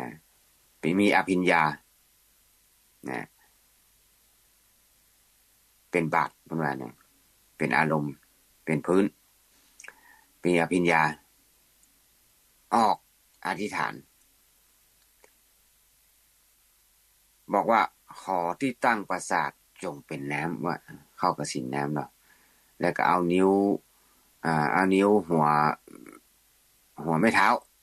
หัวไม่ตีนเนี่ยเอาที่หัวแม่น้ำโกดยอดปราสาทโกดยอดปราสาทปราสาทก็เอ็นไปเอ็นมาแล้วตรงนี้นะไหวพิสุทุกเจ้าแล้วก็ตกใจพิสุแล้วก็ตกใจกลัวถ้ากลัวจะตกจากปราสาทเลยรีบหนีออกจากปราสาทลุ่มๆเลยหนีออกจากปราสาทนะมารวมตัวกันใกล้กับพระพุทธเจ้าบางตำราก็ว่าไปเขย่าวิรุณวันนะบางตำราก็กำมือเขย่าปกติเนี่ยแผ่นดินลึกหนาเนี่ยใครให้วันไหวได้ยากนะจะไปไหวแผ่นดินนี่มันยากนะใจประเด็นนี้ไหวได้มั้ยเนาะใจระเบิดทึ่งไหวได้เหมือนกันสึนามิเนี่ยครับไปสึนามิอันนี้ใจแค่พุทธเขาจะว่าพุทธพระโมคคัลลานะใจหัวไม่ตินหัวไม่เท้าเขย่าปราสาทที่ทุกเจ้าอยู่คือปราสาทนี้ก็คือมันมีหลายหลังเนาะมันอู้กันดังว่าเคารพพุทธเจ้าว่าพุทธเจ้าอยู่แห่งหลังนึงพระเถระก็เลยเอาตีนไปเขี่ยปลายปราสาทไหวการนี้ไปไฟเฝ้าพระพุทธเจ้าแล้วก็เลยพระพุทธเจ้าก็ตรวจดูอริยสัยของภิกษุเหล่านั้นล่ะโอ้แสดงว่าพระโมคคัลลานะไปปราบละไปปราบพระเจ้าใหม่มีความเคารพเนี่ยนะมาเฝ้าพระพุทธเจ้าเมื่อแสดงธรรมให้ภิกษุใหม่ทั้งหลายจบภิกษุเหล่านั้นก็บรรลุธรรมโสดาปฏิมรรคบังโสดาปฏิผลบังสกทามีมรรคสกทามีผลอนาคามีมรรคอนาคามีผลบางพวกก็ตั้งอยู่ในอรหันตผลนะอันนี้ก็เนี่ยในบาลีเพิ่นว่าล่ะคนภิกษุเหล่านั้นน่ะมีเป็นผู้ฟุ้งซ่านนะอู้กันอวดตัวคนนั้นเก่งจบอันนั้นมาคนนี้เก่งเรื่องนี้นี่แหละมีจิตคิดไปเรื่อยอู้กะเสียงดังมันมีสติสัมปชัญญะจิตมันมั่นคงบางคนก็บวชก็คิดจะศึกพ่องนะอู้ท่านนี่อย่างต่อนะอู้กันนะอย่างนี้จะซึกพ่องคนนี้จะไปหั่นพ่องอู้กันเรื่องโลกนะบริวารนะอู้กันเรื่องทั้งโลกมากอันนี้ในบาลีเพิ่นว่าอันนั้นนะในพระบาลีว่าพระพุทธเจ้าก็เลยตรัสนั่นน่ะพระเตโมคคัลลานะเนี่ยไปปราบมื้อนี้กำลังไปยังฮู้ภิกษุนั้นนี้ฮู้ได้เกิดสังเวชได้เหรอก็เลยใจนี่แกฤทธาฤทธิ์นะอิทธิฤทธิ์ทำให้สัพพสัตว์สวรรค์สถานวันไหวนี่แกเอามันไม่ติ่งเทียได้น่ะต้องภาษาไหวกลัวเกิดกูเจ้าเหล่านั้นกลัวล่ะพูดกันว่าแปลกแต่เนี่ยลมก็มีลมก็มีอันยังก็มีปราสาทก็มีก็เพิ่นเฮาว่ามีรากมีฐานนะเลิกลงไปในดินบ่น่ะอย่างดีต้องมีสักอย่างฮะตามรูปปราสาทวันไหวเนี่ย พระพุทธเจ้าเลยตรัสแก่ผู้สูทั้งหลายว่าพระโมคคัลลานะต้องการให้พวกเธอสลดใจห้องสลดสังเวชใจว่าจึงเลยเอาอันใจฤทธิ์ทางผู้ประสาทมันไหวเนี่ยก็เลยถามเลยกันนี่แหละในพระโมคคัลลานะทำอย่างนี้แหละด้วยการเจริญธรรมตั้งอันใดเราใดว่าน่ะเราไหนมาทูลถามเพราะว่าข้าใดเป็นรากฐานเป็นตัวเก่าจะได้มั่งไงเนาะจะเป็นเจริญธรรมอยู่ได้จะได้ทำมั่งจะได้อย่างนั้นนะ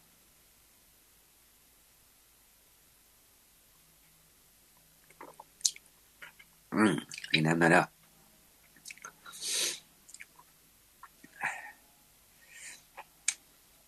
ก็เลยให้พระพุทธเจ้าแสดงให้ฟังหน่อยเนาะ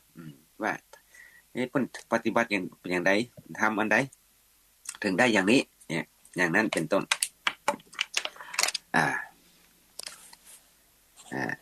ก็ลอง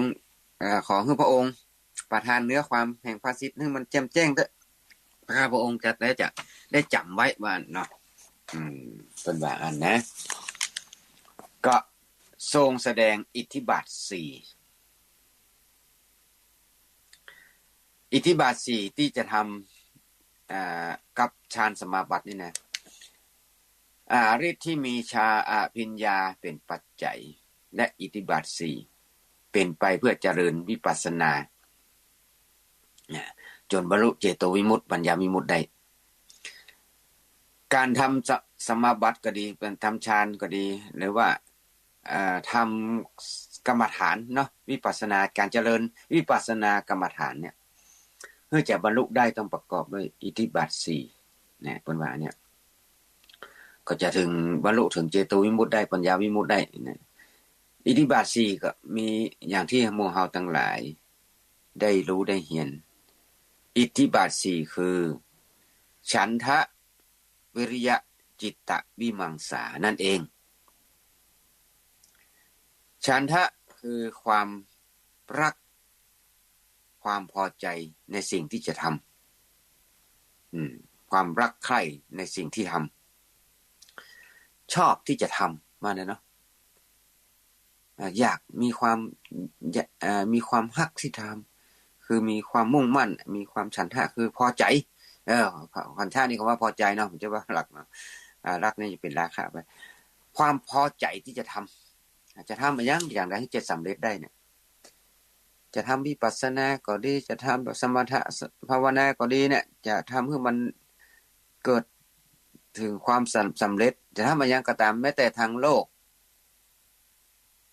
สิ่งที่ทำให้สำเร็จได้ทุกอย่างทุกสิ่งทุกอย่างเหมือนกันการงานหน้าที่การงานตั้งหลายทางโลกก็ต้องใช้อิทธิบาท4การงานทางธรรมหมายถึงการฝึกจิตฝึกใจการเจริญสมถะวิปัสสนากรรมฐานต้องมีฉันทะเป็นเบื้องต้น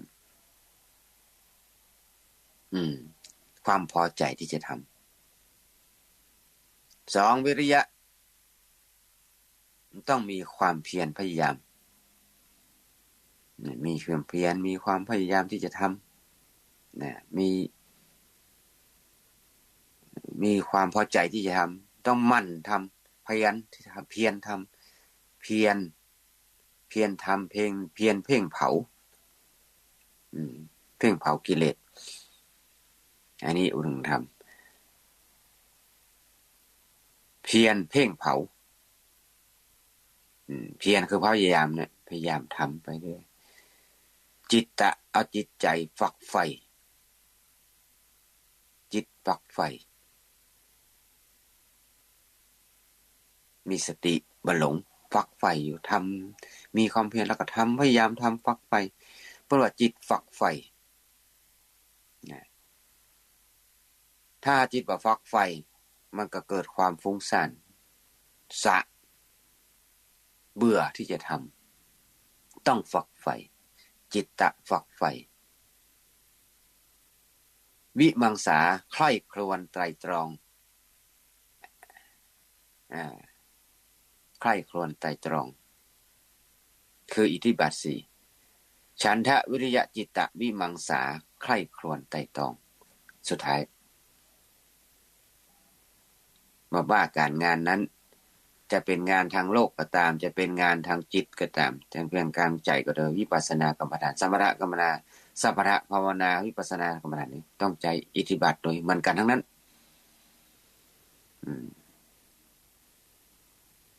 ถึงจะสำเร็จได้นะอันนี้เป็นธรรมะที่สอนกับภิกษุใหม่เนี่ยสอนกับภิกษุใหม่ที่พระโมคคัลลานะทรง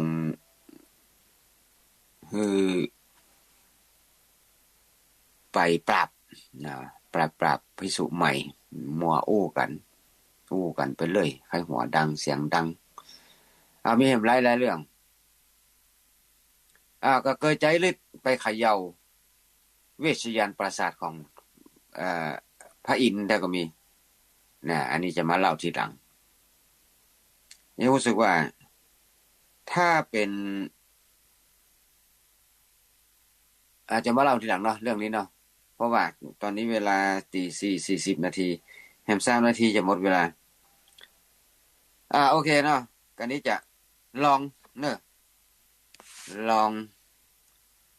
จะไปโทรไลน์เนอะคณะสถาทั้งหลายอย่าโทรไลน์คือโทรตามเบอร์จะลองพอใจโทรศัพท์เนี่ยจะลองพอว่ามันรับได้ก่อนแต่ห้ามโทรไลน์เนอะเพราะว่าไลน์คือเป็นตัวออกวิทยุตอนนี้นะต้องเข้าใจอย่างนี้ว่าตอนนี้ธรรมภาพใจเครื่องทั้งไลน์ทั้งโทรเนี่ยตัวเดียวกันปกติมันอาจารย์ท่านพระครูอภิวัตเนี่ยเพิ่นโทรมาเครื่องนึงพอดีปกติมาโทรเครื่องนี้ใช้รับโทรศัพท์อย่างเดียวแต่วันนี้ทั้งออกไลน์ด้วยโทรไลน์ตัวแล้วก็ออกวิทยุตัวเนี่ยแล้วก็รับโทรศัพท์ตัวในเครื่องเดียวกันฉะนั้นฮื้อโทรโทรศัพท์อย่างเดียวเนอะตามเบอร์โทรเนอะให้ตามเบอร์โทรเนอะเหลือเวลาสักประมาณ10 กว่านาทีลองดูเนาะถ้าบ่ลองก็มารู้ถ้าไม่ดูก็ไม่เห็น ไม่ลองไม่รู้ไม่ดูไม่เห็นไม่ทำก็ไม่เป็นต้องทำก็ว่าเป็นสักเตื้อมีคนฟังหลายคนอยู่แต่หลายแม่เกมสีแม่ทองคำพี่ทองคำ104ฟังแม่ทองคำ104ชัดเจนดีว่านะแม่กรกมลฟังอยู่ยายติ๋มก็ฟังอยู่แม่แดงอัมพรกับไว้สาฟังอยู่นะเจ้าแสดงแม่อัมพรแสดงว่าคลื่นห้วยตองซักนี่ดีแล้วเนาะเพิ่นอยู่อันนี้ก็แต่ดอกไม้เนาะแม่แดงอัมพรแล้วก็แม่น้องเนาะแม่น้องก็ไลน์มา0649863355ลองโทรมาเหรอ5094รับสายฮัลโหลป้าแหนน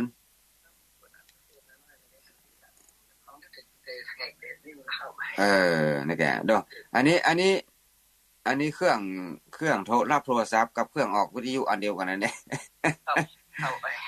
ก็ลองดูรับได้เฮ้ยได้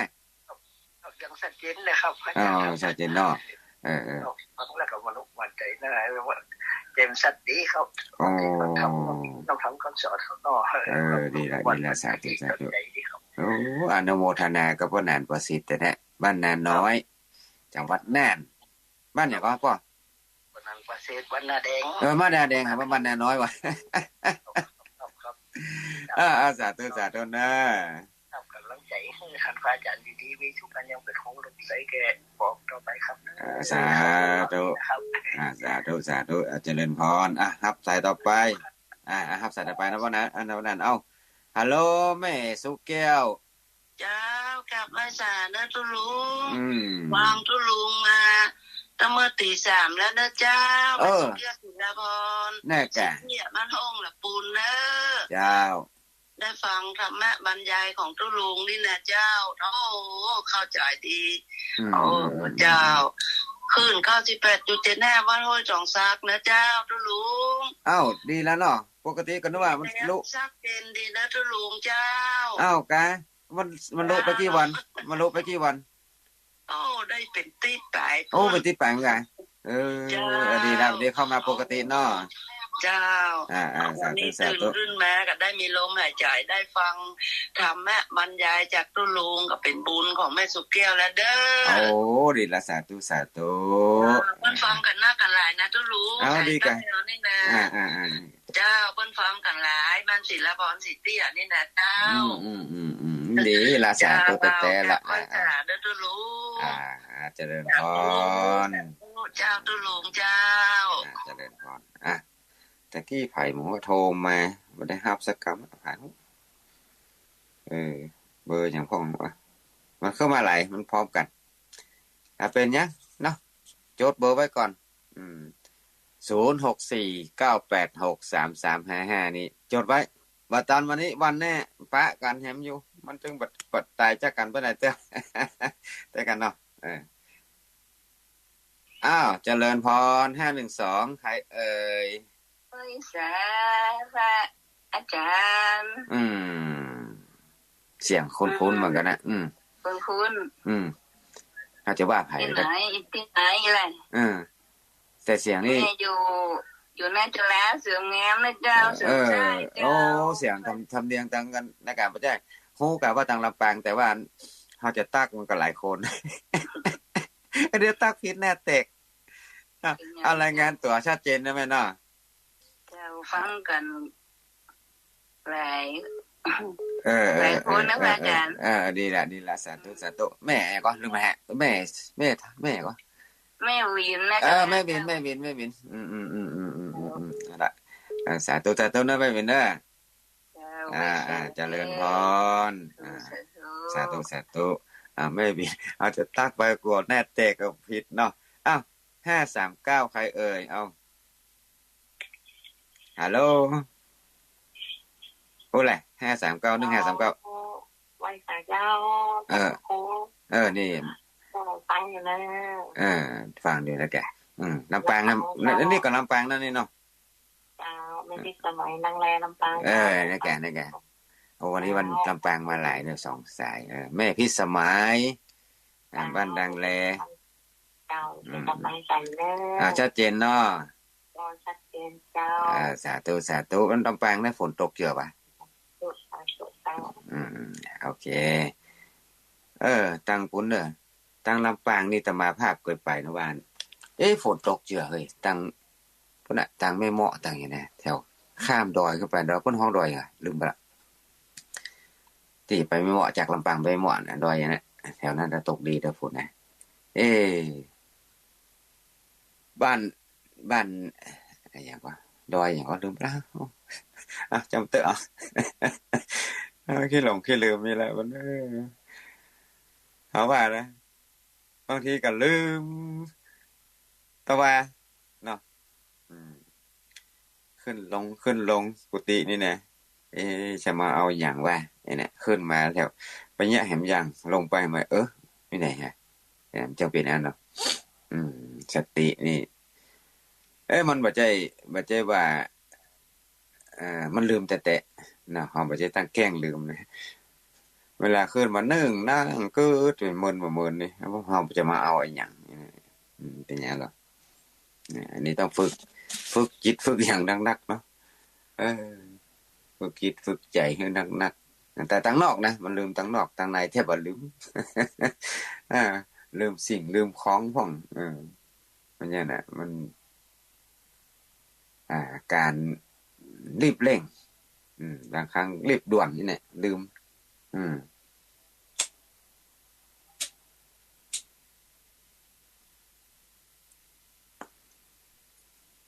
อ้าว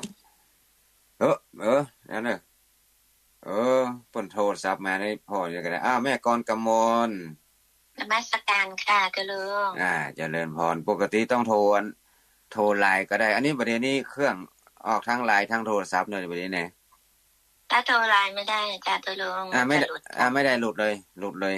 เพราะว่าเท่ารับอีกสายหนึ่งก็ต้องหลุดแหละเพราะว่าออกวิทยุด้วยมัน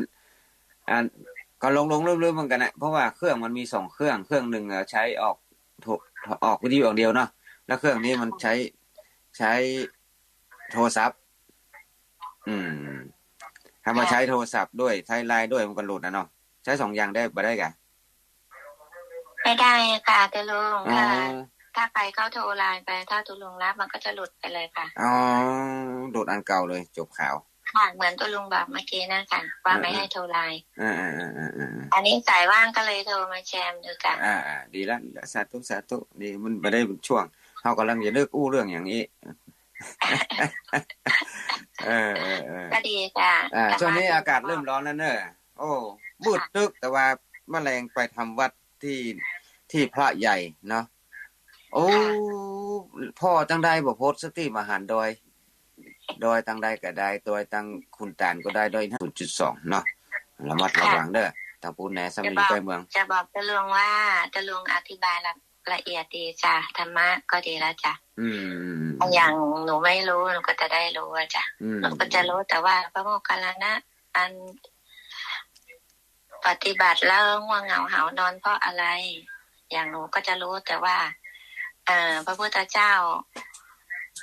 ให้ท่านเดินจงกรมแล้วก็จะหายง่วงอะไรอย่างเงี้ยค่ะดีละตัดอย่างเนาะขอบคุณตุลุงค่ะที่ให้ธรรมะดีๆนะคะเจริญพรค่ะขอบคุณนมัสการค่ะแม่ก่อนกำมลเป็นเสียงเป็นเอกลักษณ์มาถึงจำได้หน่อยกี่คนเอกลักษณ์นอกนั้นเสียงเหมือนกันหมดบ้านเหมือนกันเนาะเสียงม่วนเหมือนกันหมดจะจำให้บ่ได้สักคนครับเนาะนี่แหละ064เนี่ยจดไว้ก่อนก็ได้นี่ไผหลายคนฟังอยู่อันนี้ที่เพิ่นส่งอันนี้อ่านได้อย่างเดียวเนอะทับบ่ได้ที่ไลน์นี่ไลน์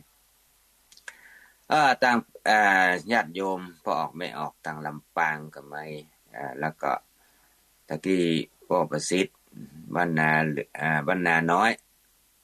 บ้านนาแดงบ้านนาน้อยหมดยังพี่ถูกๆนี่เนี่ยทางวัดน่านพุ่นนะเป็นแฟนครับรายการตัวยงฟังถึงว่าเนี่ยเป็นคนน้อยคนหนานี้เพิ่นฮู้ธรรมแล้วมีธรรมะฮู้ธรรมเคยเรียนศึกษาธรรมะมาพอสมควรส่วนใหญ่คนที่ฟังนี่ก็เป็นผู้รู้ส่วนหนึ่งเนี่ยพูดถึงว่าการอานิสงส์การฟังนะได้ยินได้ฟังได้ในสิ่งที่ไม่เคยได้ยินได้ฟังอย่างแม่ก่อนกำมลว่ากี้นะก็ฮู้ได้แค่นี้ก็ฮู้แค่นี้เฮ้ยเรื่องลึกมาเป็นจังได๋มันก็จะได้ฮู้ขึ้นมาได้ยินในสิ่งที่ไม่เคยได้ยินแต่เมื่อได้ยินแล้วเคยได้ยินแล้วเข้าใจยิ่งขึ้นไปบางทีก็เตือนสติมาลืมไปเฮ้ยเรื่องนี้เคยฮู้เคยได้ยินแต่ลืมนึกมาออกอันนี้เพราะว่ายิ่งเข้าใจยิ่งขึ้นไปคนที่เคยฟังธรรมจิตใจคนฟังคนมีธรรมะในจิตในใจย่อมมีจิตใจที่ผ่องใสอิ่มเอิบใจได้ฟังธรรมะได้ฟังธรรมะแล้วม่วนอกม่วนใจแม่สุเกียวศิลปะม่วนแต่เด้อได้ฟังธรรมฟังน้ำธรรมคำสั่งสอนอันนี้เป็นอานิสงส์จิตใจผู้ฟังย่อมผ่องใสคลายความสงสัยเสียได้ประการที่4คลายความสงสัยบางทีก็สงสัยเรื่องนี้มันเป็นจังได๋ฮะฟังครูบาอาจารย์องค์นั้นก็ยังสงสัยอยู่อาจารย์องค์นี้คลายความสงสัยไปได้เห็นหน่อยตัวลุงเชื้อคลายความสงสัยไปแหมนิดนึงแต่ยังบ่หมดเด้อยังบ่สงสัย ไปฟังครูบาอาจารย์หลายๆคนหลายๆท่านอ๋อดิโอ้เมาอู้กันแต่แล้วบ่ได้พอโทรศัพท์อ้าวฮัลโหล1ลุงเจ้า1109รายงานตัวหน่อยแม่บางเจ้าแม่บางแม่สุทัศน์เจ้าจักตุเด้อฟังขึ้นฟังอันพ่อดมก็ที่อันพ่อดมเนาะบรรทุกไดเลโอกะเนาะบรรทุกไดเลโอมันหลายที่ได้ฟังหมดอ่ะมันมีออกหลายขึ้นถ้าเราฮับได้หลายที่ได้เปรียบจ้าแสดงในสิ่งนึงมันดับนี่แน่เฮาไปเลื่อนประเภทก็ดีแต่ถ้าไปตั้งกันจำต้องตั้งฮอดพุ่นแน่ถ้าเป็นว่าขึ้นดองซักจบนี่แน่หาเงียบปิ้งเพราะว่าหยังเขาฮับที่อื่นบ่ได้แม่มันอยู่ในห้อมดอยพุ่นห้อมจำต้องน้ำตกไม่แกงนี่แน่ถึงฮับที่อื่นได้ฮับได้สานิดเดียวอันนี้สบายมากทุกที่ได้ได้ก็ได้สบายโอเคดีละสาธุแม่สุทัศน์นะบางทีเฮามาอู้เวลาอันนี้บางทีเขาก็รับหูรับตาอู้เหมือนกันนะบางทีก็ลืมไม่ละรับหูรับตาอู้ไปเลยบางทีเฮาบ่ได้หันกันแล้วนะอาจจะนอนฟังก็ได้เนี่ยอาจจะนอนอู้ก็ได้เนี่ยลุงนี่นอนเอกกันเอกอู้กับฮู้แน่นี่นะหันเจ้หันเฮาบ่ได้ออกเฟซที่เป็นรูปหันหน้าหันตาแล้วบ่อยากจะโชว์เดี๋ยวเขาจะฮู้จักอย่างว่านั่นนะคนดังคนเด่นนี่มันเวลามัน